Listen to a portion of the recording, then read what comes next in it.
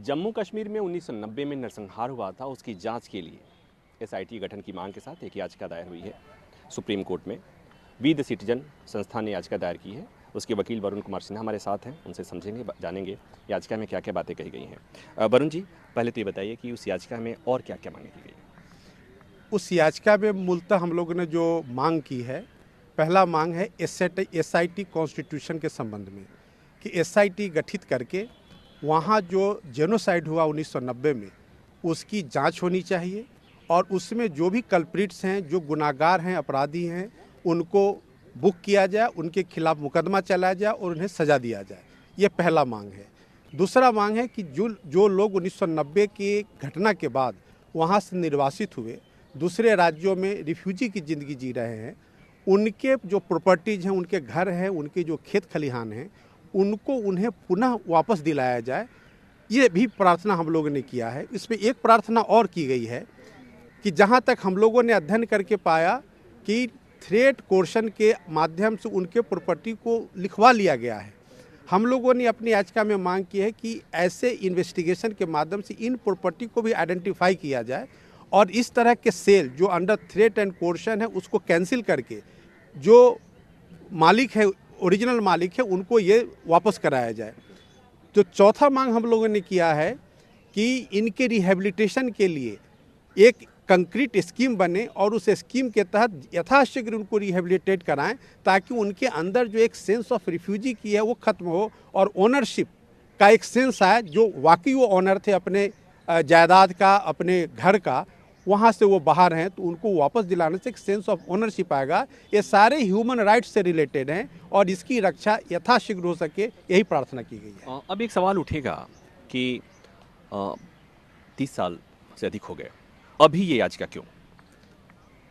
मेरा इस पे दो कथन है। पहला कथन ये है कि 2019 के पहले जो कानून व्यवस्था थी जम्मू कश्मीर के अंदर, वहाँ जम्मू कश्मीर का संविधान लागू था और संविधान के तहत जो राज्य सरकारें जो कानून बनाए उसी के तहत वहाँ की क्रिमिनल जस्टिस सिस्टम चलती थी। वहाँ की प्रॉपर्टी राइट के जो कानून थे उसके हिसाब से प्रॉपर्टी राइट गवर्न होता था।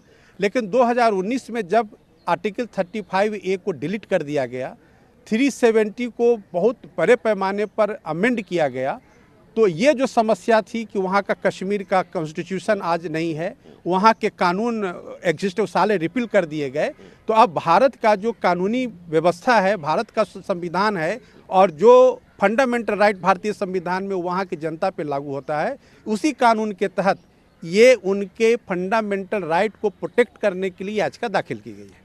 आप भी जानते हैं कि जब याचिका सुनवाई पर आएगी, कल सुनवाई होनी है, ये सवाल भी आपसे पूछा जा सकता है कि आपको क्यों ऐसा लगता है कि सरकार उचित कार्रवाई नहीं कर रही है? ऐसा है कि ये मेरिट का प्रश्न है और उसका जवाब मैं अभी नहीं दे सकता। ये माननीय अदालत के समक्ष इसका जवाब दूंगा। अच्छा, एक बात और, आपने देखा होगा कुछ दिन पहले एक फिल्म आई थी और उसके बाद से कश्मीरी पंडितों के बारे में, वहाँ से माइग्रेंट्स के बारे में ढेर सारी चर्चा हुई, ढेर सारा ह्यू एंड क्राई हुआ। क्या हम इसे माने कि जो बातें फिल्म के जरिए कहने की कोशिश की गई थी वही आप सुप्रीम कोर्ट में अपनी याचिका के जरिए कहने की कोशिश कर रहे हैं? नहीं, हमने बहुत स्पष्ट लिखा अपने पिटीशन में कि हम लोगों ने अध्ययन किया और हम लोगों ने क्या क्या अध्ययन किया ये भी चर्चा उस पिटीशन में है। ऐसा नहीं कि इस फिल्म को देखने के बाद ये याचिका दाखिल की गई है, ऐसा कुछ नहीं है। अध्ययन के आधार पर और 2019 में जो 35 से डिलीट किया गया और 370 में जो अमेंडमेंट लाया गया, उसके बाद जो वहाँ की कानूनी व्यवस्था बदली, इन सारी हालात का अध्ययन करने के बाद ही याचिका दाखिल की गई है। हमसे बात करने के लिए धन्यवाद। तो एक फिल्म आई थी कश्मीर फाइल्स। फिल्म के बाद कश्मीरी पंडितों की खूब चर्चा हुई, उनकी समस्याओं पर बात हुई और अचानक ऐसा लगा कि कश्मीरी पंडितों की समस्या, कश्मीर मसला एकदम से ज्वलंत मुद्दा बन गया था। उसके बाद से अचानक वो मुद्दा थम सा गया। अब एक बार फिर एक याचिका दायर हो गई सुप्रीम कोर्ट में। सुप्रीम कोर्ट में जब बहस होगी, ये सुनवाई के लिए मामला कल सुनवाई होनी है, जब बहस होगी, सुनवाई होगी और आगे भी अगर सुनवाई हुई तो फिर इस मसले पर चर्चा होगी। तो फिल्म से जो चर्चा हुई उस चर्चा का उससे कुछ बात आगे बढ़ी नहीं थी। उम्मीद ये की जानी चाहिए कि जब सुप्रीम कोर्ट यानी देश की सबसे बड़ी अदालत इस मसले पर सुनवाई करेगा तो कुछ समाधान निकलेगा, कश्मीरी पंडितों के हक में कुछ फैसला आएगा। कश्मीरी पंडित जो विस्थापित का जीवन जी रहे हैं वो वापस अपने वतन को लौटेंगे। कैमरामैन भरत के साथ प्रभाकर मिश्रा, न्यूज़ 24 दिल्ली।